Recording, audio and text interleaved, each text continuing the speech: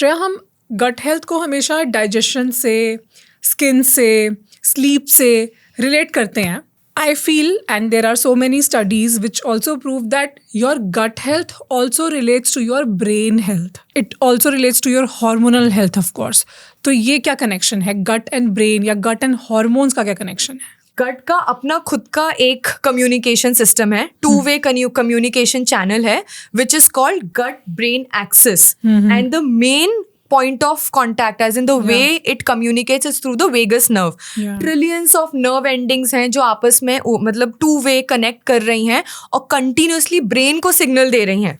And the most interesting part here is कि सिर्फ digestion absorption के अलावा 90% ऑफ द सेरोटोनिन जो आपकी बॉडी में सिक्रीट होता है, serotonin the feel good hormone, जिससे आपका मूड एनहांस होता है, आप हैप्पी फील करते हो, दिन भर प्लीजेंट फील करते हो, that is something which is originated और made in the gut, synthesized in the gut. 90% of it. Gut is again known as a second brain, right? ये सेकेंड ब्रेन आपके first brain को continuously impact करता है.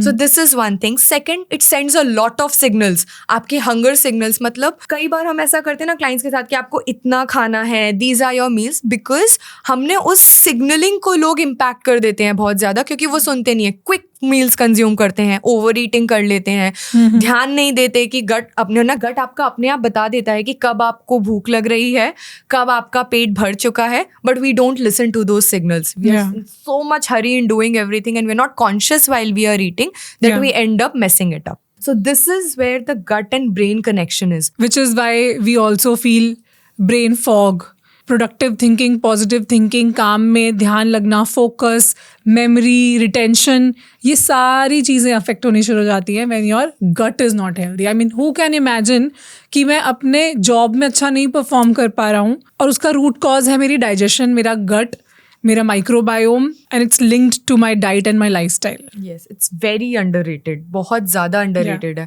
आपकी efficiency, आप कितनी देर तक काम कर सकते हैं, कितने घंटों तक कंटिन्यूसली सस्टेन कर सकते हैं, your energy levels, everything is based on your gut health and directly based on your gut health. And how is it linked to your hormonal health? Again, बहुत सारे पाथवेज हैं जिसमें आपका डाइजेशन, एब्जॉर्प्शन और गट directly involve है. एक तो ये आपके इम्यूनिटी को इम्पैक्ट करता है, आपके ओवरऑल हार्मोनल फंक्शंस को इम्पैक्ट करता है, आपके न्यूट्रिएंट्स किस तरीके से एब्जॉर्ब होंगे, that is directly related to how healthy your hormones will be, right? And a very interesting fact, specially जो चीज़ हम वुमेन में देखते हैं, पीसीओडी, थायराइड इतनी कॉमन है.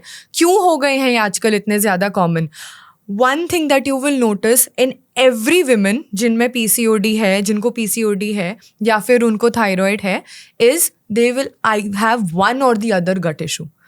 I have no single PCOD client या थायराइड की क्लाइंट जिनकी गट एब्सोल्युटली हेल्दी है. नाउ गट का क्या डायरेक्ट रिलेशन है ईस्ट्रोजन से? It has the strongest and the most direct relation. Really? How? There is an entire community. जैसे मैंने आपको बताया, बहुत सारे बैक्टीरियाज हैं. इस पूरे बैक्टीरिया की खुद की एक कम्युनिटी है नोन एज ईस्ट्रोमोबोल. इसमें क्या होता है, आपकी जो ईस्ट्रोजन है वो लिवर में मतलब बनते हैं. It is first synthesised in the liver, फिर ये गट में जाता है, और अगर आपका गट बैक्टीरिया हेल्दी होते हैं तो they know how much oestrogen to recycle back to the body and the rest of it goes out. अब अगर आपके बैक्टीरिया हेल्दी नहीं है तो ये ईस्ट्रोजन इम्बैलेंस होगा, and oestrogen imbalance is the main reason for most of the female related hormonal health issues. आपका अगर गट अनहेल्दी है तो वो कभी ज्यादा ईस्ट्रोजन को लिबरेट कर देता है, it releases out of the body, recycle properly या टाइमली मैनर में नहीं कर पाता है, एक साइक्लिक फॉर्म में नहीं कर पाता है. इससे आपके मेंसेस इरेगुलर होते हैं, दूसरे हार्मोन्स डायरेक्टली जो ईस्ट्रोजन से रिलेटेड हैं, immunity is also related to your oestrogen, everything is together impacted. Yeah, very true. So if you have the symptoms of PCOD, PCOS, or you have stuck weight, or if you have too much acne on your skin, unresolved acne, hair fall, ये सारी problems का root cause कहीं ना कहीं gut health हो सकती है. So pay attention to that. root cause को fix करेंगे तो आगे की सारी चीज़ों पे ripple effect होगा and your life will get sorted. Thank you so much for watching this clip. अगर ये क्लिप आपको पसंद आई है तो I am sure कि ये पूरा एपिसोड भी आपको बहुत ही काम का लगेगा. पूरे एपिसोड को देखने के लिए आप हमारे दूसरे चैनल गुंजन शाउट्स पे जा सकते हैं, जिसका लिंक डिस्क्रिप्शन में है.